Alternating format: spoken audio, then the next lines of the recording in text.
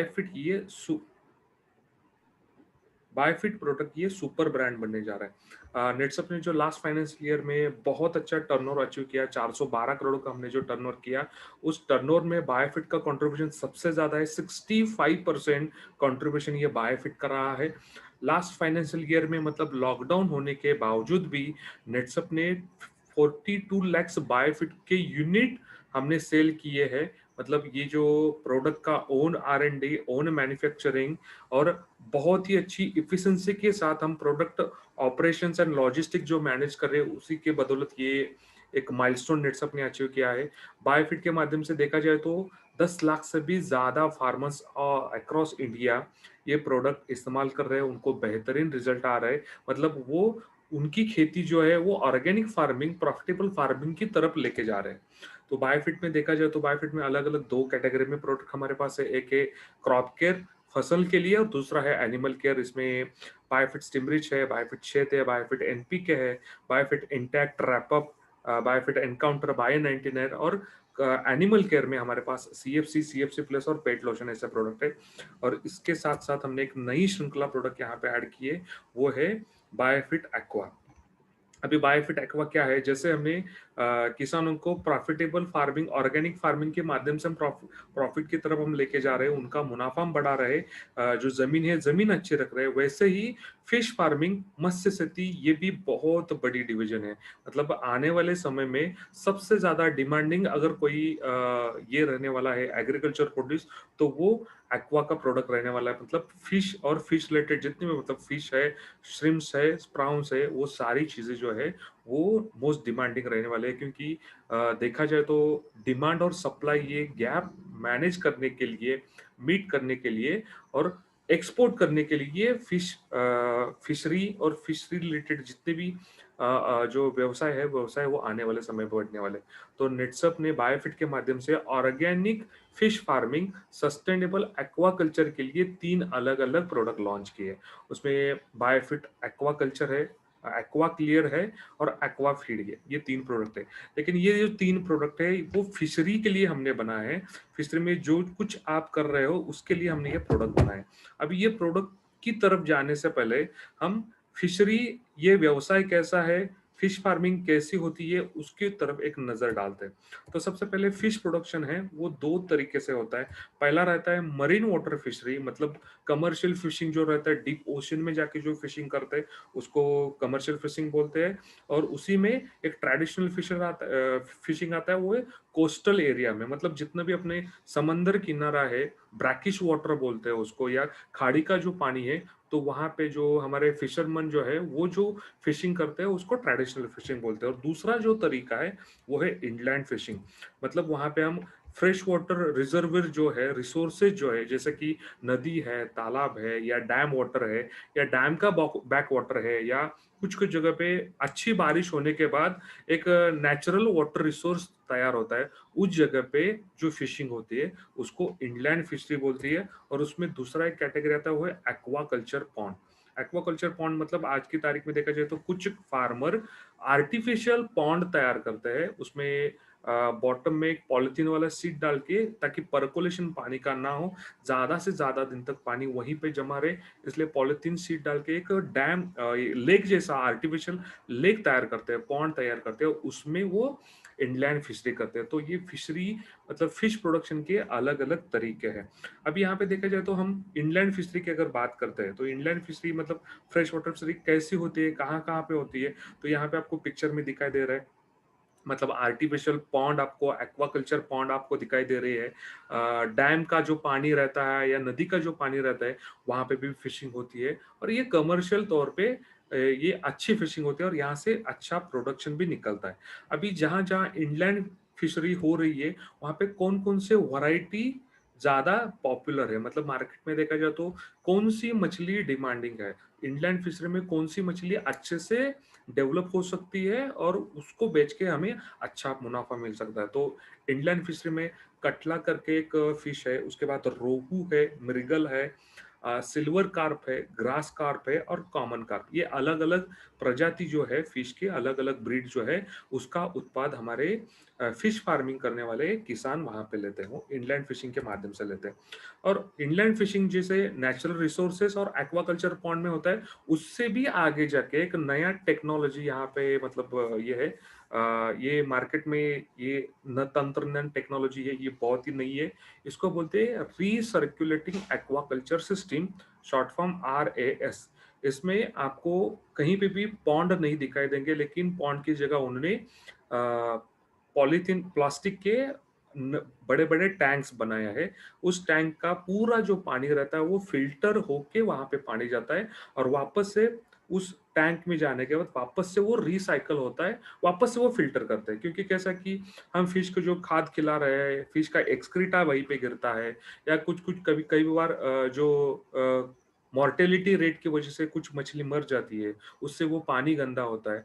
तो यहाँ पे रिसर्कुलेटिंग एक्वाकल्चर सिस्टम में वो पूरा पानी कंटिन्यूअस फिल्ट्रेशन प्रोसेस से आता रहता है। यहाँ पे कॉस्ट ऑफ इन्वेस्टमेंट देखी जाए तो ज़्यादा है, लेकिन यहाँ पे क्वालिटी प्रोड्यूस निकाल सकते हैं और ज़्यादा से ज़्यादा प्रोडक्टिविटी भी यहाँ पे बढ़ा सकते हैं। ये ऐसा टेक्नोलॉजी है, इसको हम RAS बोलते हैं। ये भी इनलैंड फिशरी में आता है। और इसके बाद और एक नया एक टेक्नोलॉजी है, उसको बायोफ्लोक बोलते हैं।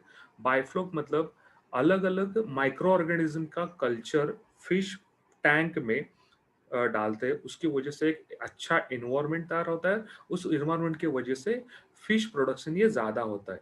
मतलब ये इनलैंड फिशरी में नेचुरल रिसोर्सेस, एक्वाकल्चर पॉन्ड, और उसके बाद थोड़ा एडवांस अगर देखेंगे तो रिसर्कुलेटिंग एक्वाकल्चर सिस्टम और बायोफ्लोक सिस्टम, ये अलग-अलग तरीके से अभी भारत में यहाँ पे फिश फार्मिंग हो रहा है, और बहुत अच्छे पैमाने पे इसका प्रॉफिटेबिलिटी भी है।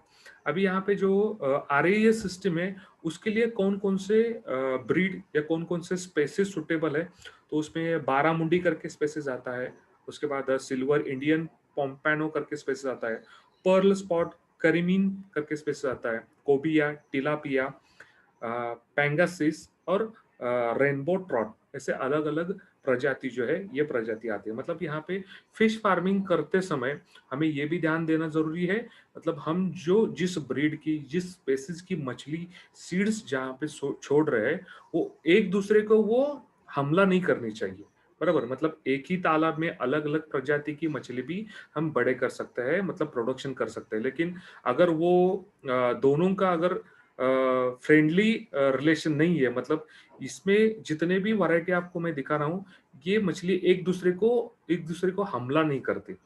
मतलब तिलापिया जो है, तिलापिया कोबिया को कुछ नहीं करेगी, या पेंगासिस को कुछ नहीं करेगी। एक फ्रेंडली रिलेशन की जैसे वो ये वहां पे रहते हैं। तो ये अलग अलग ब्रीड इंडलैंड फिशरी के लिए ये रिकमेंड है।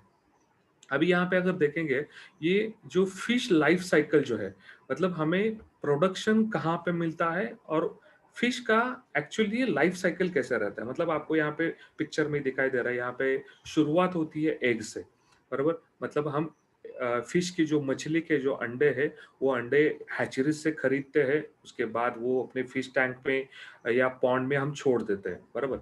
अब ये अंडे छोड़ने की या फिश पॉन्ड में अंडे डालने की जो कृति है, बराबर, उसको हम स्टॉकिंग बोलते हैं, बराबर? मतलब आपका तालाब अगर आधे एकड़ का है, 1 एकड़ का है, उसमें पानी कितना है, मतलब 2 मीटर हाइट का है या 2.5 मीटर का हाइट का है या 3 मीटर हाइट का है, उसके हिसाब से आपको एग्स डालने पड़ते हैं, बराबर? इसमें अगर ज्यादा अगर एग डालते हो तो स्टॉकिंग डेंसिटी ज्यादा होती है।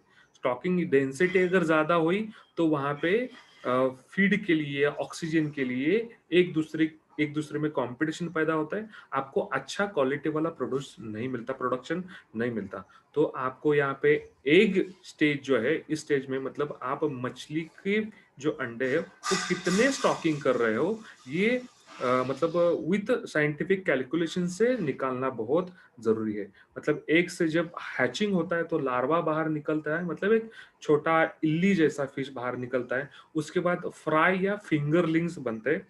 फ्राई फिंगरलिंग्स मतलब बहुत छोटी मछली रहती है, मतलब आप उसको देखते ही पहचान सकते हो कि ये मछली है। तो उसको फ्राई या फिंगरलेस बोलते हैं। उसके बाद थोड़ी बड़ी मछली बनती है, जुवेनाइल बोलते हैं। उसके बाद स्मॉल्ट होता है और उसके बाद एडल्ट होता है। मतलब यहाँ पे एडल्ट स्टेज में हम वो फिश हार्वेस्टिंग के लिए बाहर निकलते हैं और मार्केट में बेच देते हैं। और यहाँ पे एडल्ट फिश जो है, वो एडल्ट फिश उसमें मेल फीमेल अलग अलग रहते हैं। वो वापस से फीमेल फिश है जो अंडी उसके जो एग है वो पानी में ही छोड़ देते हैं। और एडल्ट में जो मेल फिश है, वो उसका जो सीमेन है वो भी पानी में ही छोड़ देता है। और वो वहां पे स्पैवनिंग होता है। स्पैवनिंग मतलब उसका नेक्स्ट जनरेशन, मतलब वापस से यहाँ पे मेल और फीमेल का यहाँ पे अंडी अंडी पुंज और सीमेन का मिलन होता है। उसके बाद वापस से उसका हैचिंग प्रोसेस ये स्टार्ट होता है। मतलब ये पूरा ऐसे ये लाइफ साइकिल है। यहाँ पे दो स्टेजेस बहुत महत्वपूर्ण है। एक है एग स्टेज। मतलब एग स्टेज में हम इन्वेस्टमेंट कर रहे हैं। मतलब वहां पे हम क्या कर रहे हैं, अपने एक्वाकल्चर पॉन्ड में मछली के अंडे डाल रहे हैं, बराबर। और एडल्ट स्टेज, यहाँ पे हम मछली कैच कर रहे हैं, हार्वेस्ट कर रहे हैं। मतलब यहाँ पे स्टॉकिंग रेशियो यहाँ पे रहता है और यहाँ पे रहता है हार्वेस्टिंग रेशियो। मतलब आपके पास एरिया कितना है, आपके पास पानी का डेप्थ कितना है, उसके हिसाब से आपको स्टॉकिंग करना पड़ता है। और वो अगर सही है तो ही आपको हार्वेस्ट ये अच्छा मिलता है। तो यहाँ पे फिश का जो उत्पाद है, मतलब इनलैंड फिशरी में जो उसका उत्पाद निकलता है, वो उत्पाद में कौन कौन से फैक्टर आते हैं। तो फैक्टर की बात करें तो यहाँ पे स्टॉकिंग टू हार्वेस्ट रेशियो ये सबसे महत्वपूर्ण फैक्टर है। मतलब आपके पास 1 एकड़ एक्वाकल्चर का पॉन्ड है, तो वहां पे आप कौन से प्रजाति या कौन सा ब्रीड या कौन सा स्पेसीज के मछली आप छोड़ रहे हो, और उसके कितने अंडी छोड़ रहे हो, मतलब स्टॉकिंग कितना कर रहे हो, बराबर। वो स्टॉकिंग अगर सही है तो हार्वेस्टिंग अच्छा होता है। दूसरा फैक्टर आता है फिश फीड क्वालिटी क्या है और क्वांटिटी कितना है। मतलब बहुत बार ऐसा होता है कि हमारे फिश पॉन्ड की मछली बड़ी होनी चाहिए, इसके वजह से हम ज्यादा फीड डालते हैं। ज्यादा फीड डालने से मछली बड़ी नहीं होती। लेकिन वो क्वालिटी और क्वांटिटी सही मात्रा में, सही मायने में अगर आप फिश फीड अगर इस्तेमाल करते हो, तो ही आपको उत्पाद ये ज्यादा निकल सकता है। तो तीसरा फैक्टर है पॉन्ड वाटर क्वालिटी। मतलब जहाँ पे आप फिश इनलैंड फिशरी कर रहे हो, फिशिंग कर रहे हो, वहाँ पे जो पानी है पॉन्ड का, वो पानी की क्वालिटी क्या है। मतलब उसके ऊपर भी ये फिश यील्ड है, उसका उत्पाद जो है, मतलब फिश रहे, श्रिम्प रहे और ये कोण भी रहे, वो उसका वो प्रोडक्शन डिपेंड रहता है। चौथा जो फैक्टर है, वो मछली को अलग अलग डिसीजेस होते हैं, मतलब रोग होते हैं। और कुछ अलग अलग प्रेडेटर भी रहते हैं, वो मछली खाने का काम करते हैं या उसके ऊपर उपजीविका करने का काम करते हैं। और पांचवा फैक्टर है पॉन्ड इकोसिस्टम। मतलब मछली जहाँ पे है वहां पे इन्वायरमेंट कैसा है। ये अलग अलग 5 फैक्टर, ये आपके खेत में जो आप इनलैंड फिशरी कर रहे हो, उसका उत्पाद कितना निकलेगा, ये 5 फैक्टर ये बहुत इम्पैक्ट करते हैं। तो ये फैक्टर अगर अगर हम सही मायने में मैनेज कर रहे हैं, तो अपना फिश यील्ड जो है, वो यील्ड हमें ज्यादा मिल सकता है। तो यहाँ पे फिश यील्ड ज्यादा निकालने के लिए फिश फीड कैसा होना चाहिए, कौन कौन से फिश फीड होना चाहिए, ये थोड़ा इसके ऊपर हम एक नजर डालते हैं। तो एक दो टाइप के फीड रहते हैं, एक रहता है नेचुरल फिश फीड और दूसरा रहता है सप्लीमेंट्री फिश फीड या आर्टिफिशियल फीड। अभी नेचुरल फिश फीड मतलब क्या, मतलब आपको एक छोटा सा सवाल ये रहेगा कि नदी में किसी ने जाके फीड नहीं डाला है, या किसी ने जाके ऐसे कमर्शियल नहीं किया, लेकिन फिर भी आपको नदी में मछली कैसे मिलती है, और वो अच्छी मछली रहती है, उसका टेस्ट भी अच्छा रहता है। तो यहाँ पे नेचुरल फिश फीड है, वहां पे वो डेवलप अच्छा होता है। मतलब प्लैंक्याथॉन जो करके एक ये आता है, मतलब वो अलग अलग वनस्पति रहती है। तो वो मछली का सबसे अच्छा और बेस्ट खाना रहता है। मतलब प्लैंक्याथॉन में फाइटोप्लैंक्याथॉन ये अलग रहता है और जू प्लैंक्याथॉन ये अलग रहता है। फाइटोप्लैंक्टन मतलब पानी के अंदर जो अलग अलग वनस्पति आ रही है, ग्रीन अलगी या ब्लू ब्लू ग्रीन अलगी, या अलगी उसको शेवाळ बोलते हैं, बराबर। तो ये मछली का सबसे पहला खाना रहता है। दूसरा रहता है जू प्लैंक्टन, मतलब all kind of aquatic animal, मतलब छोटे छोटे माइक्रोस्कोपिक से लेके आप ओपन आई से मतलब खुली आंख से देख सकते हो, इतने छोटे जो पानी के अंदर जो छोटे छोटे एनिमल रहते हैं, वो जू पैंक्लाथन में आते हैं। और ये दोनों के ऊपर मछली उदर निर्वाह करती है, उसके ऊपर फीडिंग करती है। तीसरा पार्ट रहता है रोटेड पार्ट ऑफ एनिमल और प्लांट्स। मतलब बहुत बार ऐसा होता है पानी में समझो पत्ता गिर गया या छोटी लकड़ी गिर गई, तो धीरे-धीरे वो क्या सड़ने लगती है और सड़ने के बाद वो जो है वो मछली खा सकती है। तो ये एनिमल का रहे या प्लांट का रहे मतलब वनस्पति का रहे या प्राणी का रहे, सड़ा हुआ पार्ट भी रहे तो वो मछली का नेचुरल फीड रहता है। बेसल ऑर्गेनिक एलिमेंट मतलब जहाँ पे तालाब है, एक्वाकल्चर पॉन्ड है या फ्रेश वाटर रिजर्वर है, उसका नीचे वाला जो हिस्सा रहता है मतलब उसको हम बोलते हैं कि बॉटम जो रहता है, वहाँ पे अलग-अलग ऑर्गेनिक एलिमेंट रहते हैं। मतलब अलग-अलग वनस्पति वहाँ पे बढ़ती है, वो भी ऑर्गेनिक मैटर करके आता है या कुछ भारी भरकम चीज़ अगर आप पानी में डालते हो तो वो नीचे जाके डूब जाती है। वो स धीरे-धीरे सड़ने लगती है, वो भी ऑर्गेनिक एलिमेंट में आता है। उसके ऊपर भी फिश ये फीडिंग करते हैं। अलग-अलग ग्रास रहते हैं जैसे कि नेपियर ग्रास, पैराग्रास, ये ग्रास को भी खाने का काम करते हैं। मतलब जहाँ पे आप सप्लीमेंट्री फीड नहीं दे रहे हो, जहाँ पे आप कमर्शियल फिशिंग नहीं कर रहे हो, तो वहाँ पे मछली ज़िंदा क्यों है? तो नेचुरल फिश फीड जो है, वो वहाँ पे अवेलेबल है, उसकी वजह से वो वहाँ पे ज़िंदा है। और जहाँ पे हमें कमर्शियल तौर पे फिशिंग करना है, तो खाली नेचुरल फिश फीड के ऊपर डिपेंड रह के नहीं चलेगा। हमें थोड़ा सप्लीमेंट्री फीड या आर्टिफिशियल फूड भी वहाँ पे इस्तेमाल करना पड़ेगा। अभी सप्लीमेंट्री और आर्टिफिशियल फूड क्या रहता है, हम अलग से ऊपर से उनको दे रहे हैं, बराबर? मतलब उसमें पहला क्या रहता है, ऑर्गेनिक एंड इनऑर्गेनिक फर्टिलाइजर मतलब बहुत सारे किसान मतलब यहाँ पे बैठे हुए बहुत सारे ऐसे लोग हैं वो फिश फार्मिंग कर रहे हैं। मतलब ऑर्गेनिक मतलब काऊ डंक है या वर्मी कंपोस्ट है या गोबर है, गाय का गोबर, ऐसी चीजें फिश टैंक में या जहाँ पे फिशिंग हो रहा है वहां पे लोग डालते हैं। क्यों डालते हैं? क्योंकि वो जो ऑर्गेनिक मैटर है वो ऑर्गेनिक मैटर की वजह से ये प्लैंक्टन जो है मतलब पानी के अंदर बढ़ने वाली जो वनस्पति है और उसके साथ-साथ जो कीटक है, जीवाणु है, उनके लिए खाना मिलता है, बराबर? और उसकी वजह से एक अच्छा एटमॉस्फियर क्रिएट होता है। दूसरी बात उसके साथ-साथ कुछ किसान इनऑर्गेनिक फर्टिलाइज़र मतलब केमिकल फर्टिलाइज़र भी ऐड करते हैं। जैसे कि यूरिया रहे, डीएपी रहे, 19-19 और 19-19 रहे, बराबर? ऐसे अलग-अलग जो केमिकल फर्टिलाइज़र है वो भी वहाँ पे डाल रहे हैं, बराबर? ये ऑर्गेनिक एंड इनऑर्गेनिक फर्टिलाइजर डालने के पीछे मकसद क्या है कि पानी के अंदर जो प्लैंक्टन है, वनस्पति जो है और जो अलग-अलग एनिमल छोटे एक्वाटिक एनिमल है, उनका डेवलपमेंट अच्छा हो और उनका डेवलपमेंट होगा तो वो मछली का खाना बन जाएगा, इसलिए वो डालते हैं। दूसरी बात कुछ सप्लीमेंट्री फीड मटेरियल भी ऐड करते हैं, वो सप्लीमेंट्री प्रोटीन बेस्ड रहता है, कार्बोहाइड्रेट बेस्ड रहता है, फैट्स, मिनरल्स, विटामिन्स रहता है। मतलब अगर हम बात करें तो मिनरल्स में calcium, phosphorus, potassium, chloride, magnesium, zinc, copper, iodine, iron ऐसे अलग-अलग मिनरल्स और अलग-अलग विटामिन्स, विटामिन्स में vitamin A, vitamin B, vitamin E, vitamin D और विटामिन के ऐसे जैसे मनुष्य की अच्छी ग्रोथ होने के लिए अलग-अलग मिनरल्स और विटामिन्स लगते हैं वैसे जो मछली है, मछली का भी ग्रोथ अच्छा होने के लिए अलग-अलग विटामिन्स और मिनरल्स लगते हैं।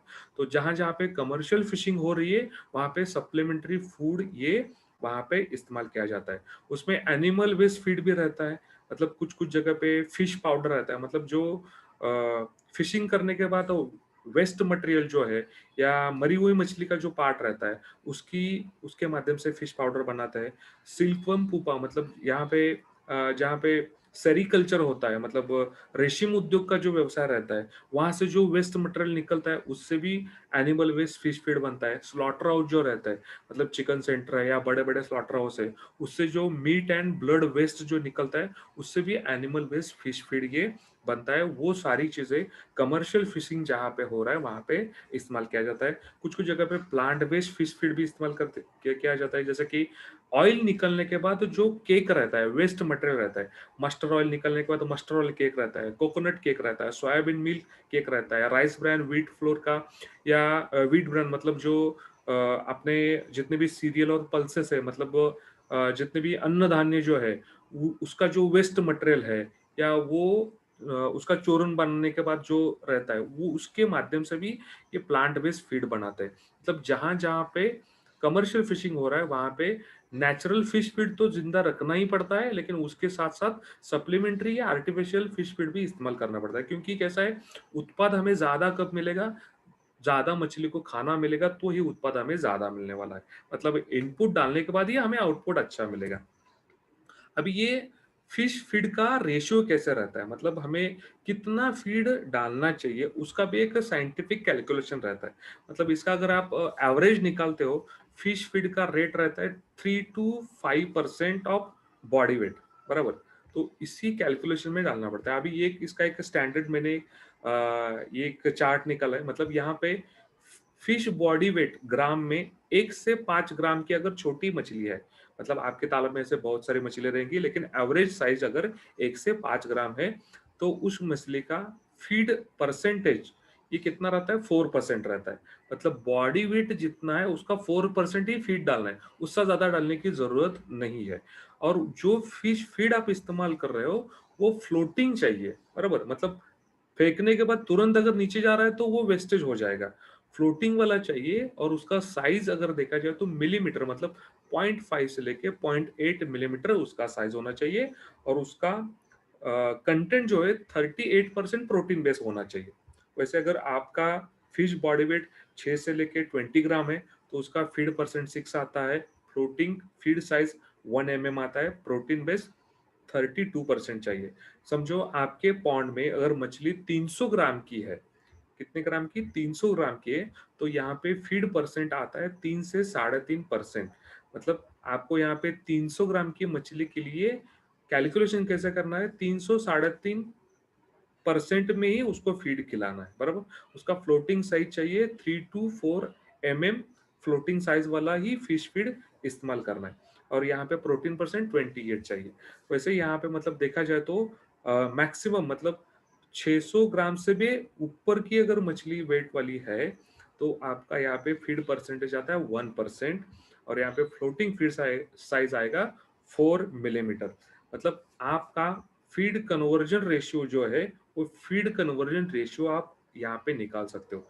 फीड कन्वर्जन रेशियो कैसे निकालते हैं, फीड गिवन, मतलब आप कितना खाद डाल रहे हो और कितनी किलो की मछली बाहर निकाल रहे हो, बराबर, या कितने किलो का आप प्रोडक्शन वहां से निकाल रहे हो। तो आपने अगर 2 किलो खाद डाला है और आपकी मछली अगर 1 किलो की आ रही है, तो 2 डिवाइडेड बाय 1, ये आपका FCR, ये रेशियो आता है, फीड कन्वर्जन रेशियो आता है।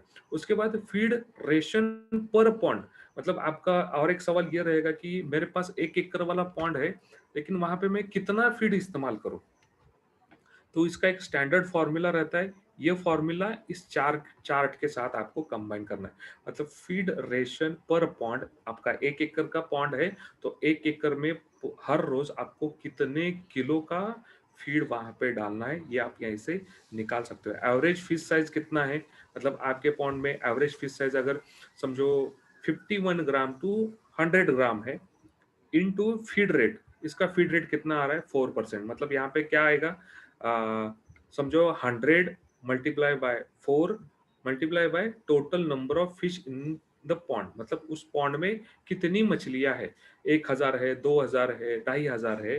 तो ऐसे मल्टीप्लिकेशन करके आप उस पॉन्ड में कितना फीड डालना चाहिए, ये आप निकाल सकते हो। उसके बाद और एक टर्मिनोलॉजी है स्टॉकिंग डेंसिटी।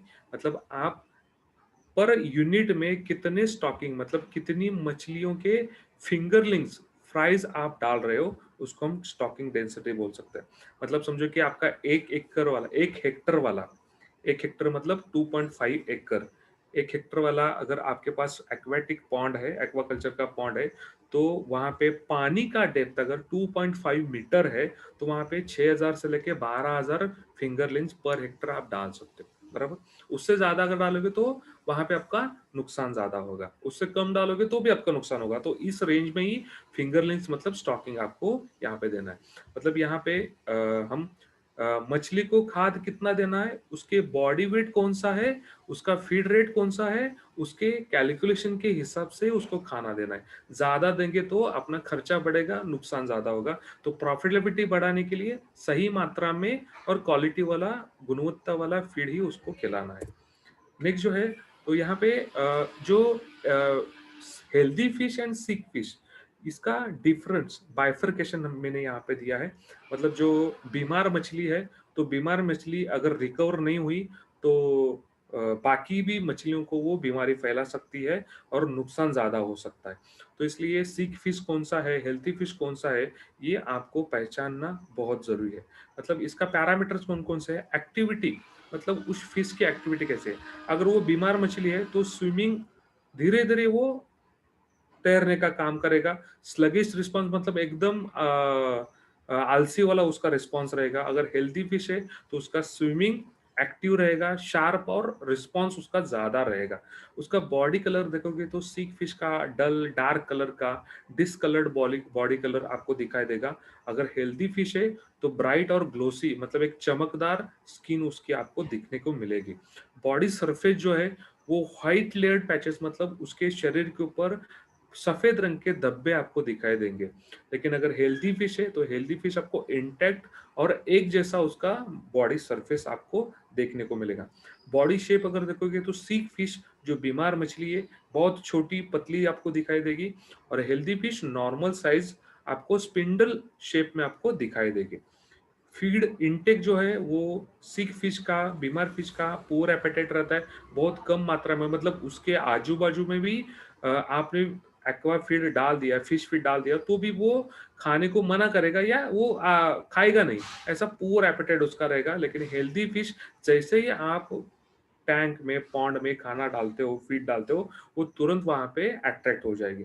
ऑर्गन्स जो बीमार मछली है उसके फिन्स, गिल्स उसके माउथ पॉट जो है वो आपको डैमेज दिखाई देंगे, उसका कलर मतलब माउथ पार्ट आपको रेड कलर का दिखाई देगा, उसके फिन्स जो टेल बोलते हैं उसको शेपुट है, वो रहे या गिल्स रहे, वो वहाँ पे डैमेज आपको दिखाई देंगे। लेकिन हेल्दी फिश में बहुत अच्छे से सारे जो बॉडी पार्ट है, वो बॉडी पार्ट आपको यहाँ पे देखने को मिलता है।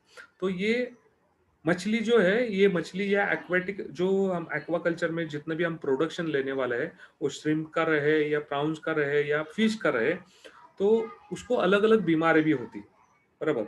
अब ये बीमारी की वजह से अपना प्रोडक्शन कम आएगा, अपना मुनाफ़ा कम होगा और खर्चे बढ़ेंगे। तो वो कौन-कौन सी बीमारी रहते हैं? उसको बैक्टीरियल डिसीज़ आता है, बैक्टीरियल डिसीज़ के साथ-साथ फंगल डिसीज़ आता है और कुछ पैरासाइटिक एक्टिविटी भी होते हैं। मतलब फिश के शरीर के ऊपर, मछली के शरीर के ऊपर अलग-अलग जीव-जंतु उनका घर बसाना शुरू कर देते हैं। तो ये बैक्टीरियल, फंगल और पैरासिटिक डिसीज़ की वजह से गिल्स रॉट होना मतलब जो मछली के जो कल्ले रहते हैं वो खराब हो जाना, उसके जो माउथ ऑर्गन है, माउथ ऑर्गन मतलब वहाँ पे उसको रेड कलर का रेड कलर आपको दिखाई देगा। उसके शरीर के ऊपर सफ़ेद रंग के धब्बे, स्पॉट आपको दिखाई देंगे। उसका जो फिन है, जो टेल है, वो आपको खराब दिखाई देगा। तो ये डिसीज़ की वजह से होता है। तो डिसीज़ ट्रीटमेंट करने के लिए अलग-अलग केमिकल्स आज के तारीख में बहुत सारे किसान जैसे कि हाइड्रोजन पेरोक्साइड है, फॉर्मल्डिहाइड है, पोटेशियम परमानेंट है, तो ये इस्तेमाल करते हैं। तो इस्तेमाल करते समय उनको मात्रा एक बोलते हैं लेकिन उससे ज़्यादा मात्रा में इसका इस्तेमाल होता है, उसकी वजह से एक्वाटिक पॉल्यूशन भी होता है। तो यहाँ पे हमें अगर ये फिश डिसीज़ प्रिवेंट करना है, कंट्रोल करना है, क्योंकि कैसा है कि हम फिश डिसीज़ कंट्रोल करेंगे, तो हमारा डायरेक्ट मुनाफ़ा यहाँ पे बढ़ने वाला है, बराबर? मतलब खाली एक्वाकल्चर का पॉन्ड तैयार किया उसमें फिश सीड डाल दिए और वो अपने आप बड़े हो गए और हमें प्रोडक्शन मिलेगा, ऐसा नहीं होगा, बराबर? तो उसके लिए उसके ऊपर जो बीमारी आती है, बीमारी ना आए इसके लिए भी हमें कोशिश करना बहुत ज़रूरी है। तो यहाँ पे जो मछली की जो अलग-अलग बीमारियाँ ये क्यों आती है, उसका कंट्रोल कैसे किया जाता है, इसके ऊपर थोड़ा हम ध्यान देते हैं।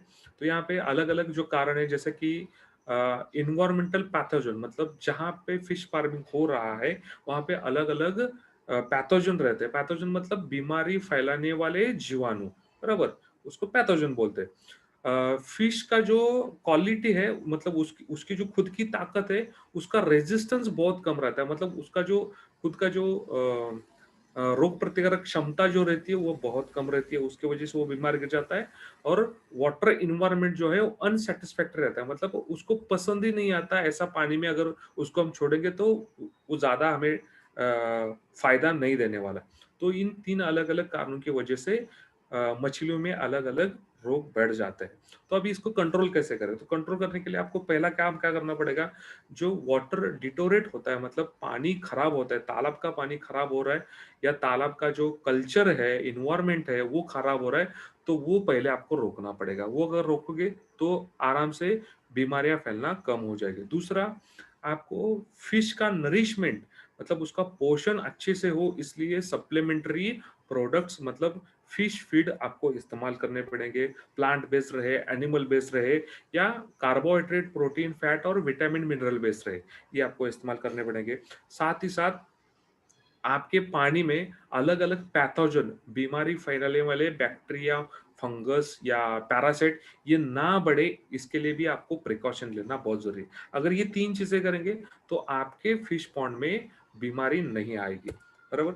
अभी ये कैसे कर सकते हैं? मतलब सबसे पहले हम यहाँ पे जो एनवायरनमेंट जो फिश पॉन्ड का एनवायरनमेंट है, वो एनवायरनमेंट कैसे सुधार सकते हैं या आपकी जो मछली है उसको तंदुरुस्त और एक अच्छा रेजिस्टेंस कैसे बना सकते हैं। तो इसके लिए आपको करना क्या पड़ेगा, सबसे पहले स्टॉकिंग जो है वो स्टॉकिंग डेंसिटी सुटेबल मेंटेन करना पड़ेगा। मतलब बहुत ज्यादा भी स्टॉकिंग नहीं करना है, बहुत कम भी स्टॉकिंग नहीं करना है। मतलब फॉर एग्जांपल समझो एक 10 बाय 10 का रूम है, बराबर, कमरा है, उस कमरे में अगर 4 लोग गए तो कोई प्रॉब्लम नहीं, आराम से बैठ सकते हैं, सो सकते हैं। 4 की जगह 10 लोग गए तो वो आराम से वहाँ पे साँस भी नहीं ले सकते, बरोबर। 10 की जगह 15 गए तो डेंसिटी ज़्यादा हो जाएगी, वो एक-दूसरे को मारना शुरू करेंगे, बराबर। वैसे ही अपना जो पॉन्ड रहता है, वो पॉन्ड का एरिया कितना है, एरिया के हिसाब से ही आपको स्टॉकिंग करना है। बहुत ज़्यादा स्टॉकिंग किया तो मछली में एक-दूसरे में झगड़ा स्टार्ट हो जाएगा। दूसरी बात, वहाँ पे हम फिश फार्मिंग करने के लिए कुछ इक्विपमेंट्स यूज़ करते हैं, बराबर। मतलब उसमें बास्केट रहे या फिशिंग गियर रहे या नेट रहे, उसमें शार्प एज नहीं होनी चाहिए। होता क्या है, अगर शार्प एज है तो मछलियों का जो बॉडी सरफेस है उसमें खराच आ जाती है, उसमें वो एक छोटा-सा ज़ख्म हो जाता है और मछली को रेड कलर ज़्यादा अट्रैक्ट करता है। मतलब समझो आपके पॉन्ड में एक आधा रेड कलर का डॉट भी गिर गया तो ज़्यादा से ज़्यादा मछली उस तरफ आती है। उनको क्या लगता है कि ये एनिमल बेस्ड फीड है, यहाँ पे खून निकल रहा है तो ये हमारा खाना ही है। तो एक आधी मछली का अगर बॉडी पार्ट को अगर छोटी-सी ज़ख्म हो गई है, तो वहाँ पे दूसरी मछली अटैक कर देती है। तो आप जो इक्विपमेंट्स इस्तेमाल करने वाले हो, वो शार्प एज उनको नहीं होना चाहिए। आप जो खा feed aqua feed, fish feed जो इस्तेमाल करने वाले हो, वो ड्राई पैलेट फॉर्म में होना चाहिए, बराबर? मतलब ड्राई रहेगा तो उसमें बैक्टीरियल काउंट ये बहुत कम रहता है और उसके साथ-साथ उसमें प्रोटीन्स, विटामिन्स, मिनरल्स इसमें ज़्यादा से ज़्यादा होना चाहिए। गुणवत्ता वाला, उच्च क्वालिटी वाला होना बहुत ज़रूरी है।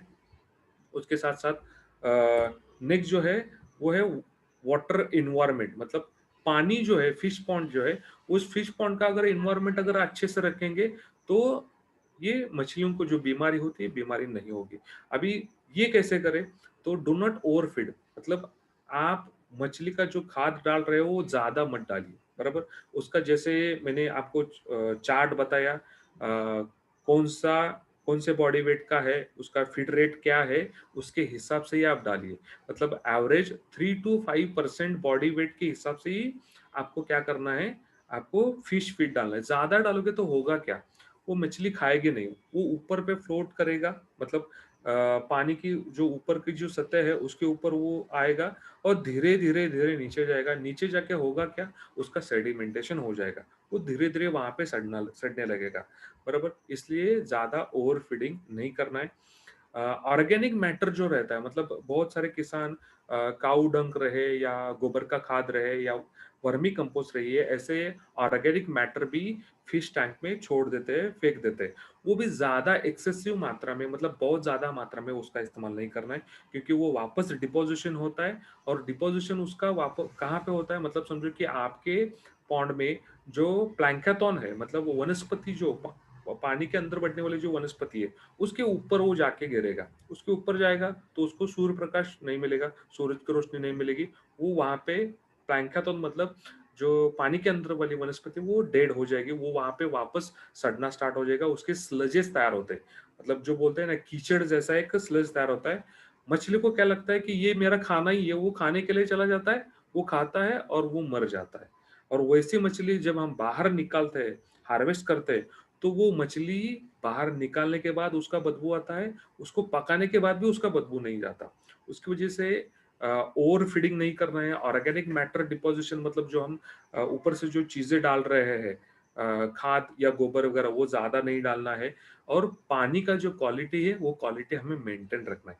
अभी पानी का क्वालिटी ऑप्टिमम कौन-सा है, बराबर? कौन-कौन से पैरामीटर है, वो पैरामीटर के हिसाब से अगर इस पैरामीटर में फिट हो रहा है तो आपका पॉन्ड एनवायरनमेंट ये बहुत अच्छा है। पानी जो खराब हो जाना या गंदगी फैलाना का जो ये रहता है वो नहीं होगा और फिश प्रोडक्शन अच्छा होगा। फिश बढ़ने के लिए उसका एक अच्छा एटमॉस्फेयर वहाँ पे तैयार होगा। अभी पॉन्ड का टेम्परेचर कितना होना चाहिए? पानी का टेम्परेचर ये 28 से लेके 32 डिग्री सेल्सियस तक होना चाहिए। उससे ज़्यादा गया तो मछली का ग्रोथ वहाँ पे रुक जाएगा, थम जाएगा। ट्रांसपेरेंसी जो है, पानी की ट्रांसपेरेंसी कितनी होनी चाहिए? मुझे जो क्लियरिटी जो बोलते हैं वो कितनी होनी चाहिए? 30-40 सेंटीमीटर तक आपको क्लियर पानी ऐसे ऊपर से नीचे आप देखोगे तो वो दिखना चाहिए। पानी के अंदर डिज़ोल्व ऑक्सीजन कितना होना चाहिए? मतलब जैसे हम हवा का ऑक्सीजन खींच रहे फिश रहे या प्राउन्स रहे या श्रिम्प रहे, ये पानी के अंदर का ऑक्सीजन खींचते हैं। मतलब आपका जो पॉन्ड है वहाँ पे 1 लीटर में कम से कम 3 मिलीग्राम से ज़्यादा डिसॉल्व ऑक्सीजन का परसेंटेज होना चाहिए। अगर उससे कम है, तो मछली को ऑक्सीजन नहीं मिलेगा। ऑक्सीजन कम मिलेगा, तो उसका डेवलपमेंट कम होगा। पानी का पीएच कितना होना चाहिए? तो 7.5 से लेके 8.5 के बीच में पानी का पीएच होना चाहिए।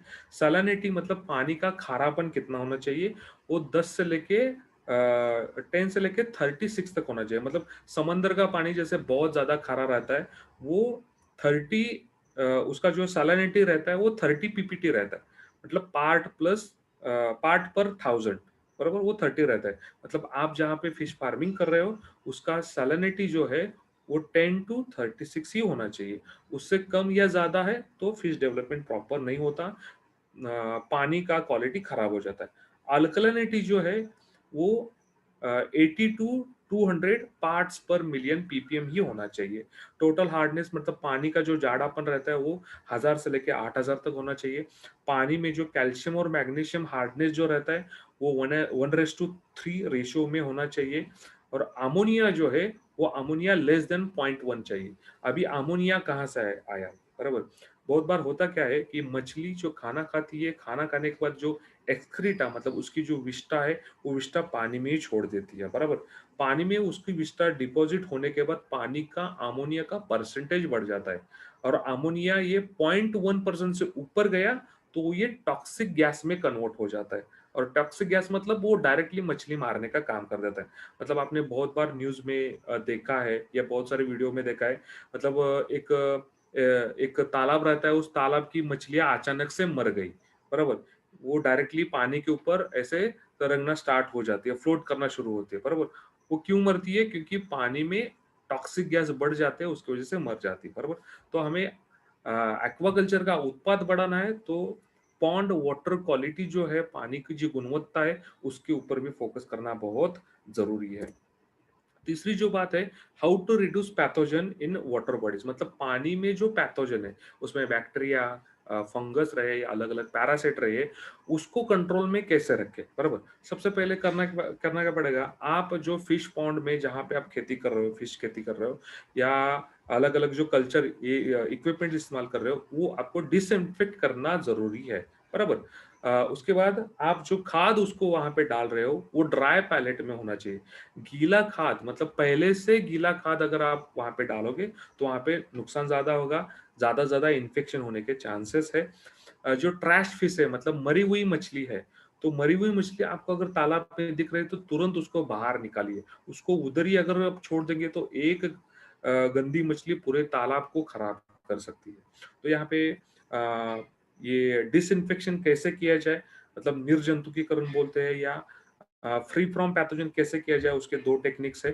तो सबसे पहले आपको आपका फिश पॉन्ड ये पूरा ड्रेन आउट करना है बराबर ड्रेन आउट करने के बाद जैसे हम अपनी खेती में हल चलने के बाद सूरज की रोशनी को जैसे एक्सपोज करते हैं वैसे आपको वो फिश टैंक पूरा ड्राई करना है और वहां पे कम से कम 3 हफ्ते तक ये सूरज की रोशनी के लिए खुला छोड़ देना है उसके बाद आपको करना क्या है कि 500 ग्राम कैल्शियम ऑक्साइड लाइम जो चूना बोलते हैं, बराबर, ये पर स्क्वायर मीटर एरिया में आपको डाल देना है वहां पे, बराबर। मतलब वहां पे होगा क्या, आपके पॉन्ड का जो नीचे वाला जमीन है, वो नीचे वाला जमीन आप क्या कर रहे हो, स्टरिलाइज कर रहे हो, उसको आप अच्छे से डिसइंफेक्ट कर रहे हो। उसके साथ साथ आप जो कल्चर गियर या टैंक या पाइप, जो कुछ इक्विपमेंट्स इस्तेमाल करने वाले हो, वो इलेक्ट्रिक स्टीम गन के माध्यम से आप डिसइंफेक्ट कर सकते हो, या फॉर्मल्डिहाइड एक केमिकल वाला सॉल्यूशन रहता है, उसके माध्यम से आप डिसइंफेक्टेड कर सकते हो। ऐसे अगर आप करते हो तो आपका पॉन्ड ये फ्री फ्रॉम पैथोजन रहेगा। बहुत बार होता क्या है, हम पॉन्ड वैसे के वैसे रखते हैं, 3 महीने या 6 महीने में एक बार स्टॉकिंग करते हैं, उसमें सीड डाल देते हैं, उसका हार्वेस्टिंग करते हैं, वापस एक 4-5 दिन के बाद वापस उसी पॉन्ड में हम दूसरे प्रजाति या दूसरे फिश के सीड डाल देते हैं। मतलब कंटिन्यूस अगर हम क्रॉपिंग यहाँ पे करेंगे, तो पानी चेंज करने का या पॉन्ड डिसइंफेक्ट करने का मौका ही आपको नहीं मिलता, लेकिन उसके चक्कर में पैथोजन बढ़ जाता है। मतलब मछली को जो बीमारी होती है, बीमारी फैलाने वाले बैक्टीरिया, फंगस और पैरासाइट, इनकी संख्या बढ़ जाती है, और उस चक्कर में आपका प्रोडक्टिविटी कम हो जाता है।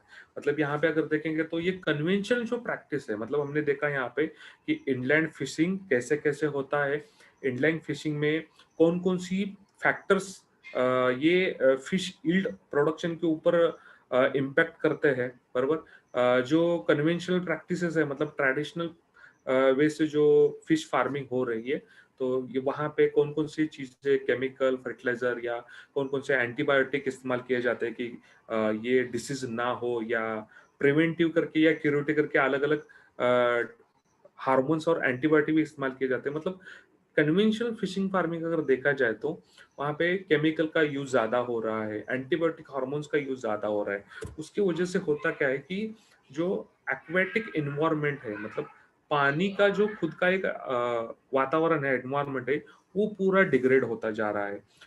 पानी का पोल्यूशन भी हो रहा है। उसमें उसकी वजह से फिश का जो हैबिटेट है, मतलब एक ग्रोथ स्टेज से दूसरे ग्रोथ स्टेज में रूपांतर करना, उसमें दिक्कत पैदा हो जाती है। इसका पूरा नेगेटिव इम्पैक्ट ये फिश प्रोडक्टिविटी के ऊपर और क्वालिटी के ऊपर आता है। मतलब यहाँ पे जो हम आज की तारीख में जो फिश खा रहे हैं, बराबर, मतलब आप इनलैंड फिशरी का फिश खा रहे हो या मरीन फिशरी का फिश खा रहे हो, कोई भी फिश खा रहे हो, लेकिन ज्यादा से ज्यादा किसान जो है वो आज के तारीख में बीमारी ना हो इसलिए एंटीबायोटिक का इस्तेमाल कर रहे हैं, हार्मोन्स का इस्तेमाल कर रहे हैं, ज्यादा से ज्यादा उत्पाद निकालने के लालच में या कोशिश में, बराबर, केमिकल फर्टिलाइजर का इस्तेमाल ज्यादा हो रहा है। मतलब हम जो फिश खा रहे हैं, वो सच में हम फिश खा रहे हैं या हेल्दी फिश खा रहे हैं, ये अपने आप को एक सवाल आना बहुत जरूरी है। तो यहाँ पे बायोफिट एक्वा के माध्यम से हमने जो जो प्रोडक्ट श्रृंखला बनाई है, इसमें अभी शुरुआत में 3 प्रोडक्ट है, आने वाले समय में प्रोडक्ट बढ़ने वाले हैं। तो ये जो बायोफिट एक्वा में जो 3 प्रोडक्ट है, ये फ्री फ्रॉम हेवी मेटल्स है। इसमें कोई भी हेवी मेटल नहीं है, इसमें कोई भी हार्मफुल केमिकल नहीं है, कोई भी एंटीबायोटिक और हार्मोन्स इसमें नहीं है। मतलब नेटसप ने बायोफिट एक्वा ये जो प्रोडक्ट निकाली है, ये 100% इको फ्रेंडली है, इसमें कोई भी केमिकल नहीं है। मतलब अगर आप फिश फार्मिंग कर रहे हो, लेकिन फिश फार्मिंग करते समय अगर आप बायोफिट एक्वा इस्तेमाल करते हो, तो आपका सस्टेनेबल फिश फार्मिंग हो जाएगा, आपका ऑर्गेनिक फिश फार्मिंग हो जाएगा। मतलब आज के तारीख में हमें जो प्रॉब्लम्स आ रहे हैं, वो प्रॉब्लम्स हम ओवरकम करके, प्रॉब्लम्स को सोल्यूशन देके हम आगे निकल सकते हैं और अपना उत्पाद बढ़ा सकते हैं। मतलब आज के तारीख में प्रॉब्लम देखा जाए तो फिश का ग्रोथ पैटर्न ठीक से नहीं आता। मतलब एक डेट का स्टॉकिंग रहता है, लेकिन हार्वेस्टिंग के टाइम पे आपको एक जैसा ग्रोथ पैटर्न नहीं मिलता।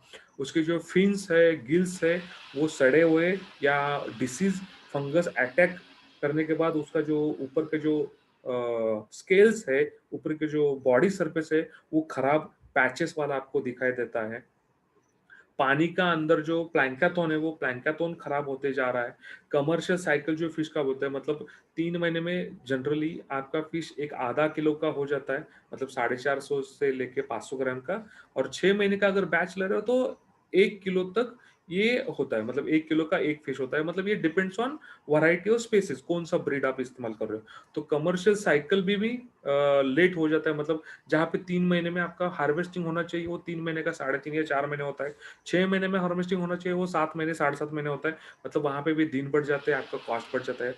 पानी का क्वालिटी ये पूरा खराब हो जाता है। उसका एक बैड स्मेल आता है और फिश को नेचुरल टेस्ट भी नहीं आती। तो ये अलग-अलग जो प्रॉब्लम्स है, ये प्रॉब्लम्स हम बायोफिट एक्वा के माध्यम से पूरे कर सकते हैं, क्योंकि बायोफिट एक्वा ये 4 प्रोडक्ट फिलॉसफी के ऊपर डिपेंड है। सबसे पहले फिश, श्रिम्प्स, प्राउंस जो कुछ हम प्रोडक्शन ले रहे हैं, उसको एक क्वालिटी न्यूट्रिशन प्रोवाइड करे। वो क्वालिटी न्यूट्रिशन जो है, वो हार्मफुल केमिकल, पेस्टिसाइड, एंटीबायोटिक और हार्मोन फ्री है। दूसरी बात, पानी जहाँ पे हम फिश फार्मिंग कर रहे हैं, वहाँ पे वाटर क्वालिटी है, वो वाटर क्वालिटी ऑप्टिमम मेंटेन करे, प्योरिटी है और इन्वायरमेंट को कोई भी नुकसान ना पहुंचाए। इस इस फिलॉसफी के ऊपर हमने ये बायोफिट एक्वा के प्रोडक्ट बनाए हैं। अब वन बाय वन हम प्रोडक्ट देखते हैं, ये प्रोडक्ट क्या है। अभी बायोफिट एक्वा फीड ये क्या है। अभी देखो यहाँ पे बहुत सारे नेटसप के जो डिस्ट्रीब्यूटर्स है, उनको बायोफिट का सीएफसी ये प्रोडक्ट पता है, कैटल फीड कॉन्सेंट्रेट। मतलब हम दूध उत्पाद बढ़ाने के लिए, गाय भैंस का स्वास्थ्य अच्छा रहने के लिए, उनका प्रोडक्टिविटी बढ़ाने के लिए, उनका ग्रोथ अच्छे होने के लिए जैसे कैटल फीड कॉन्सेंट्रेट देते हैं। या हम खुद नेचुरामोर खा रहे हैं, बच्चों को नेचुरामोर किड्स खिला रहे हैं, बराबर। मतलब हमारा पूरा बॉडी का नरिशमेंट अच्छा होना चाहिए, इसलिए हम नेचुरामोर खा रहे हैं। वैसे मछली जो है, फिश, स्प्राउट्स और श्रिम्प जो है, उनका ग्रोथ अच्छे से हो, उसके लिए हमने ये एक्वा फीड प्रोडक्ट ये डेवलप किया है। अभी एक्वा फीड में कंटेंट कौन कौन सा है, इसका बेसिक आइडियोलॉजी क्या है, इसमें अलग अलग प्रोटीन्स है, लिपिड्स है, एमिनो एसिड्स है, अलग अलग fatty acids, vitamin, minerals, digestible enzymes है, प्रोबायोटिक है। मतलब एक अनोखा संयोग के माध्यम से हमने ये बायोफिट एक्वा प्रोडक्ट बनाया है। अभी बायोफिट एक्वा ये प्रोडक्ट आपको 250 ग्राम ये छोटे टिन जैसे जार में आपको अवेलेबल है। एमआरपी उसका 400 रुपए है, बराबर। अभी बायोफिट एक्वा में क्या क्या है, मतलब इसमें पर 100 ग्राम में आपको प्रोटीन 20 ग्राम्स मिलेगा, carbohydrates, calories for from fats, total fat है, एनर्जी है, magnesium, manganese, sodium, calcium, phosphorus, iron है, जिंक है। उसके साथ साथ एमिनो एसिड्स है, अलग अलग विटामिन जैसे कि vitamin C, vitamin E, vitamin A, vitamin K, vitamin B complex है। प्रोबायोटिक है, प्रोबायोटिक जैसे कि बैसिलस कोएगुलेंस, लैक्टोबैसिलस जैसे बैक्टीरियल कल्चर है। एंजाइम्स मतलब सेल्यूलेज है, अमाइलेज है, प्रोटीलेज है और मॉस ओलिगोसैकेराइड। मतलब एक बहुत ही अच्छा एक कॉम्बिनेशन हमने यहाँ पे बनाया। मतलब आपको प्रोटीन, कार्बोहाइड्रेट्स, फैट्स मिल रहे हैं, आपको हर एक मिनरल्स मिल रहे हैं, विटामिन मिल रहे हैं, लिपिड्स, एमिनो एसिड्स मिल रहे हैं और प्रोबायोटिक और अलग अलग एंजाइम्स मिल रहे हैं। मतलब एक ही प्रोडक्ट में आपको इतनी सारी चीजें मिल रही है। मतलब अगर हम ये प्रोडक्ट फिश फार्मिंग के लिए हम अगर इस्तेमाल करेंगे, तो अपना डायरेक्टली प्रोडक्टिविटी बढ़ने वाला है, यील्ड बढ़ने वाला है, उत्पाद बढ़ने वाला है। अभी इसका इस्तेमाल कैसे करें, मतलब आप आपके फिश पॉन्ड में जो कुछ फिश फीड डाल रहे हो, मतलब समझो कि आज पहला दिन है, दूसरा दिन है, चौथा दिन है, या आज पहला हफ्ता है, आपका जो मछली का एवरेज वेट है और आपका फीड परसेंटेज कितना आ रहा है, उसके हिसाब से कितना फीड आप डालने वाले हो। मतलब समझो कि आज आप एक 5 किलो फीड आप डालने वाले हो, तो 5 किलो में आपको कितना डालना है एक्वा फीड, 50 ग्राम, मतलब 10 ग्राम पर 1 kg ऑफ फिश फीड। इस प्रमाण में आपको ये बायोफिट एक्वा फीड इस्तेमाल करना है। मतलब समझो मछली थोड़ी बड़ी होने के बाद समझो कि आपके फिश पॉन्ड में 20 किलो का एक्वा फीड ले रहा है, 20 किलो का फीड आप डाल रहे हो। तो 20 किलो अगर फीड डाल रहे हो तो अपना एक्वा फीड कितना आएगा, 10 ग्राम पर 1 kg, मतलब 20 किलो का कितना हो जाएगा, 200 ग्राम हो जाएगा। 200 ग्राम आपको 20 kg में मिक्स करना है और वो एक्वा फीड आप पॉन्ड में आप ब्रॉडकास्ट कर सकते हो, फेंक सकते हो, बराबर। इस तरीके से ये एक्वा फीड प्रोडक्ट इस्तेमाल करना है। अभी एक्वा फीड का इस्तेमाल करने के बाद हमें फायदा क्या मिलेगा। सबसे पहला फायदा ये मिलेगा कि आपकी जो मछली है, श्रिम्प है, स्प्राउट्स है, उसका जो ग्रोथ है वो ग्रोथ अच्छे से होगा। मतलब जो बोलते हैं कि ऑप्टिमम ग्रोथ होना चाहिए और फिश का जो रेजिस्टेंस है वो रेजिस्टेंस बढ़ना चाहिए। उसका अगर रेजिस्टेंस बढ़ेगा तो ही उसका स्टॉकिंग टू हार्वेस्टिंग रेशियो बढ़ने वाला है, आपका यील्ड बढ़ने वाला है। साथ ही साथ उसका ओवरऑल जो एक्सोस्केलेटन और एंडोस्केलेटन जो बोलते हैं, मतलब मछली के अंदर भी एक छोटी हड्डी रहती है और उसके हड्डी के आजू-बाजू में अलग-अलग मसल्स और टिश्यू रहते हैं। तो पूरा अंदर से और बाहर से उसका जो डेवलपमेंट है, बॉडी डेवलपमेंट, ये एक अच्छे रेशियो में होना चाहिए। तो आपको ये बायोफिट एक्वाफिट के माध्यम से उसका ग्रोथ पैटर्न अच्छा आएगा। उसी के साथ-साथ मोर्टेलिटी रेट जो रहता है, मतलब हैचिंग होने के बाद जो लार्वा रहती है, फिंगरलिंग रहता है और उसका आने वाले स्टेज में वो एडल्ट फिश बन बन जाता है। तो मोर्टेलिटी रेट कम होगा, तो ही आपका एग से लेके एडल्ट फिश तक ये कन्वर्जन ज़्यादा होगा और आपका उत्पाद यहाँ पे बढ़ेगा। तो ये एक्वा फीड अगर आप इस्तेमाल करते हो, तो आपका डायरेक्टली प्रोडक्टिविटी बढ़ने वाला है। उसके साथ-साथ आपका फिश का वज़न अच्छा आएगा, फिश का क्वालिटी अच्छा आएगा, उसका टेस्ट अच्छा आएगा। और ये अलग-अलग जो इसके अंदर जो इंग्रीडिएंट है, इंग्रीडिएंट की वज़ह से फिश का रेजिस्टेंस कैपेसिटी बढ़ेगा। वो छोटे-मोटे बीमारी का आराम से वो सामना कर सकता है। नेक्स्ट जो प्रोडक्ट है वो बायोफिट एक्वा क्लियर है। अभी बायोफिट एक्वा क्लियर क्यों? तो जहाँ पे हम फिश फार्मिंग कर रहे हैं, मतलब स्टैग्नेंट वाटर है, पॉन्ड का पानी एक ही जगह पे तमा हुआ रहता है, वो पानी का क्वालिटी सुधारने के लिए हमने एक्वा क्लियर ये प्रोडक्ट लाया है, बराबर। अभी पानी का क्वालिटी कैसे कैसे हम नापते हैं, इसका मैंने अलग अलग पैरामीटर आपको मैंने बोला है, मतलब पानी का अल्कलिनिटी कितना है, पीएच कितना है, हार्डनेस कितना है, बराबर। तो ये बायोफिट एक्वा क्लियर ये प्रोडक्ट क्या करेगा, पानी की जो प्रॉपर्टीज है, मतलब फिजिकल प्रॉपर्टी, केमिकल प्रॉपर्टी, ये पैरामीटर्स सुधारने का काम करेगा।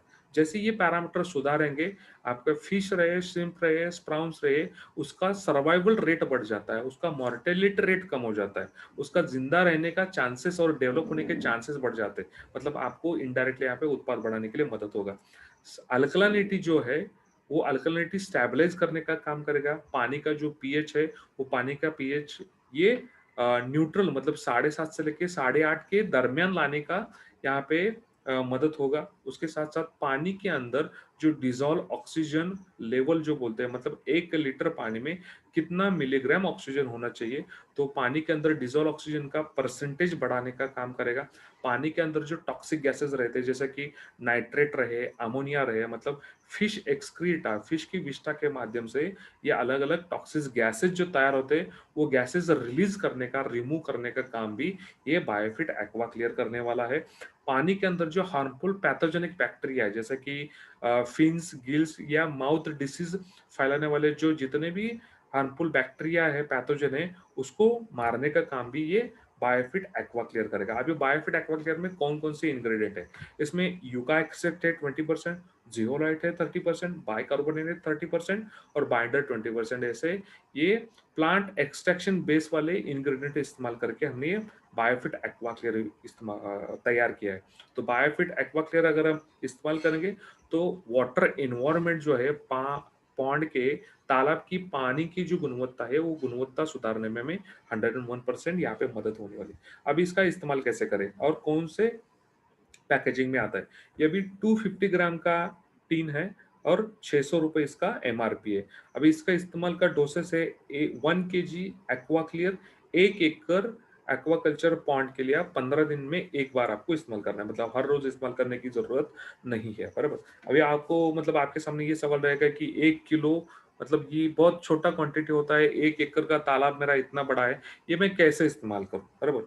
तो आप इसका इस्तेमाल आप आपके पास फार्म एड मैन्यूर है, गोबर का खाद है या गोबर है, बराबर, या वर्मी कंपोस्ट है, उसमें मिक्स करके आप इसका इस्तेमाल कर सकते हो, क्योंकि ये जो है वो ये एक ग्रैन्यूल फॉर्म में ये आता है। तो आप उसका 1 किलो का एक 5 किलो क्वांटिटी बनाइए, 4 किलो कुछ ना कुछ तो ऑर्गेनिक मैटर मिक्स कीजिए, बराबर, और वो तालाब में आप फेंक सकते हो। तीसरा जो प्रोडक्ट हमारे पास है वो है बायोफिट एक्वा कल्चर। अभी बायोफिट एक्वा कल्चर क्या है, मतलब इसके नाम में ही कल्चर है। तो वाटर इन्वायरमेंट जो है, पानी का जो अंदर का जो कल्चर है, वातावरण जो है, ये सुधारने का काम ये बायोफिट एक्वा कल्चर करने वाला है। बायोफिट एक्वा कल्चर में अलग अलग माइक्रोबियल, मतलब माइक्रो ऑर्गेनिज्म का एक कंसोर्टियम है, मतलब इसमें एक माइक्रो ऑर्गेनिज्म नहीं है, अलग अलग प्रजातियों के एक से ज्यादा माइक्रो ऑर्गेनिज्म से ये प्रोडक्ट हमने बनाया है।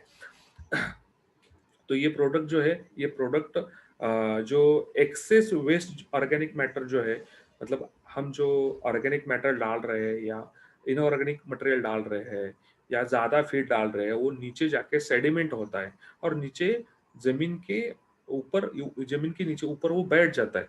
तो उसके जो स्लजेस तैयार होते हैं, उस स्लजेस की वजह से फिश को प्रॉब्लम आता है। तो ये डिग्रेड करने का ये काम करेगा, ये क्लीन करने का काम करेगा। अभी बायोफिट एक्वाकल्चर में कौन-कौन से बैक्टीरिया है?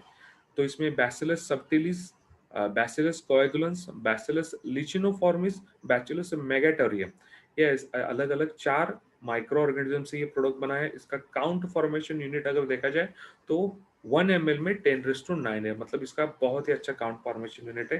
ये कैसे इस्तेमाल कर किया जाए, तो ये लिक्विड फॉर्म में आता है। तो 1 लीटर एक्वा कल्चर 1 एकड़ पॉन्ड के लिए 10 से 15 दिन के इंटरवल में आपको दे देना है। मतलब ये 1 लीटर का है तो डायरेक्टली 1 लीटर का 5 लीटर, मतलब एक 5 लीटर पानी लेके आप 1 लीटर बायोफिट एक्वाकल्चर एक द्रावण सॉल्यूशन बनाओ और 1 एकड़ आपका ये पॉन्ड जो है इसमें छोड़ दो आप, बराबर। ये बैक्टीरिया पानी में जाने के बाद ये इनका काम शुरू करेंगे। इससे फायदा क्या मिलेगा? सबसे पहले ये जो बैक्टीरिया है, ये प्रजाति बहुत ही उच्च दर्जा की क्वालिटी वाली प्रजाति है। मतलब ये सॉल्ट रेजिस्टेंस है। सॉल्ट रेजिस्टेंस मतलब खारे पानी में भी ये अच्छे से डेवलप हो सकती है, रह सकती है। नॉन पैथोजेनिक है, मतलब ये मछली, स्प्राउंस और श्रिम्प को कुछ नुकसान नहीं पहुंचाएगी। और ये बेनिफिशियरी, मतलब ज्यादा से ज्यादा फायदा देने वाले बैक्टीरिया है। मतलब इससे कुछ डाइजेस्टिव एंजाइम भी तैयार होते हैं, उसके वजह से आपकी जो एक्वेटिक एनिमल मतलब फिश है, श्रिम्प है, उसकी प्रोडक्टिविटी बढ़ जाती है। फीड कन्वर्जन रेशियो इसका बढ़ जाता है। तो ये रहा बायोफिट एक्वाकल्चर। बायोफिट एक्वाकल्चर की वजह से पानी का जो टर्बिडिटी है, वो टर्बिडिटी प्रॉब्लम रिजॉल्व हो जाएगा। मतलब मैला हुआ पानी जो रहता है, दूषित पानी जो रहता है, वो सुधारने का काम भी यहाँ पे बायोफिट एक्वाकल्चर करेगा। पानी के अंदर जो अलगी है, मतलब प्लैंक्टन जो है, वनस्पति जो है, डेड वनस्पति निकालने का काम करेगा और नए वनस्पतियों को बढ़ावा देने का, डेवलप करने का ये काम करेगा। उसके साथ साथ जो मछली को एक बैड ऑर्डर आता है, मतलब एक बदबूदार स्मेल आती है, तो बायोफिट एक्वाकल्चर अगर आप आपके पॉन्ड में इस्तेमाल करोगे तो आपका मछली का बदबू नहीं आएगा। तो ये रहे बायोफिट एक्वाकल्चर के फायदे। बायोफिट एक्वाकल्चर ये 500 ml में आता है, 350 रुपये इसका MRP है। मतलब बायोफिट के जितने भी प्रोडक्ट है ये 100% कॉस्ट इफेक्टिव है। मार्केट में एक्वाकल्चर के लिए बहुत सारे प्रोडक्ट अवेलेबल रहेंगे, लेकिन ऐसे वैशिष्टपूर्ण प्रोडक्ट सिर्फ और सिर्फ नेटसप ने आपको दिए हैं। मतलब बायोफिट इस ब्रांड का, इस प्रोडक्ट का, एक्वा एक्वा क्लियर रहे, एक्वाफिट रहे या एक्वाकल्चर रहे, इसका कंपैरिजन मार्केट में अवेलेबल जो प्रोडक्ट है उसके साथ हो ही नहीं सकता, क्योंकि ये कंपटीशन से भी बहुत अच्छे कंसेप्ट के ऊपर हमने ये प्रोडक्ट बनाया है। बायोफिट एक्वाकल्चर का, बायोफिट एक्वा का कॉस्टिंग जो है वो बहुत ही कॉस्ट इफेक्टिव हमने बनाया है। इसका जो फीड कन्वर्जन रेशियो जो है वो बहुत ही अच्छा है। मतलब आप जो खाद डालने वाले हो, उस खाद का ज्यादा से ज्यादा आउटपुट में रूपांतर आप बायोफिट एक्वा के माध्यम से आप कर सकते हो। तो यहाँ पे एक छोटा सा चार्ट है। मतलब जनरली 1 एकड़ अगर पॉन्ड है तो 1 एकड़ के लिए कितना खर्चा हो सकता है, तो डिस्काउंट विस्काउंट सब पकड़ के 15,000 17,000 के दरमियान 1 एकड़ के लिए पूरे साइकिल में, 3 महीने के साइकिल में इतना खर्चा हो सकता है। तो आपको यहाँ पे मैं खर्चा नहीं बोलूंगा, ये एक इन्वेस्टमेंट है। मतलब 17-18 हजार का इन्वेस्टमेंट करने के बाद आपका प्रोडक्टिविटी बहुत अच्छा बढ़ने वाला है। प्रोडक्टिविटी बढ़ेगा तो आराम से ये 100% वहां से रिकवर होने वाला है। अब ये बायोफिट एक्वा के जितने भी हमारे पास प्रोडक्ट है, ये प्रोडक्ट हमने कोकण कृषि विद्यापीठ दापोली महाराष्ट्र, वहाँ पे एक फिशरी इंस्टीट्यूट है बहुत बड़ा और रिसर्च इंस्टीट्यूट है, वहाँ पे ट्रायल्स के लिए दिए हैं। उसके साथ साथ चेन्नई में एक कोस्टल अथॉरिटी ऑफ इंडिया करके एक सेंट्रल गवर्नमेंट का इंस्टीट्यूट है, वहाँ पे हमने ट्रायल के लिए दिए है। तो आने वाले कुछ महीनों में वहाँ से हमें उसका बायोफिट एक्वा का रिपोर्ट भी बहुत जल्दी मिलेगा। तो ये रहे ओवरऑल बायोफिट एक्वा प्रोडक्ट क्या है, प्रोडक्ट के फायदे क्या है, कैसे इस्तेमाल किया जाए, इसके बारे में जानकारी। तो आपके कुछ सवाल रहेंगे तो आपके सवाल अभी चैट बॉक्स में डालिए, या आपके जो मैनेजर है तो मैनेजर को डायरेक्टली भेज दीजिए। उसका एफएक्यू उसका वापस से सेशन में डिजाइन करके वापस से मिलता है। ठीक है, Vanshi sir, over to you. Thank you sir, thank you so much Amit sir. बहुत अच्छी तरीके से आपने जो नया बायो एक्वा प्रोडक्ट है उसके बारे में बहुत अच्छी तरह से हमें ट्रेनिंग दिया है। तो हैदराबाद बाकी महाराष्ट्र और नॉर्थ रीजन से मिले। तो एक बार जोरदार ताले अपना अमित सर के लिए जो ने इतना अच्छी तरीके से हमने समझाया बहुत अच्छी की तरह से। मतलब फिश कल्चर क्या होता है शुरुआत से लेके सिर्फ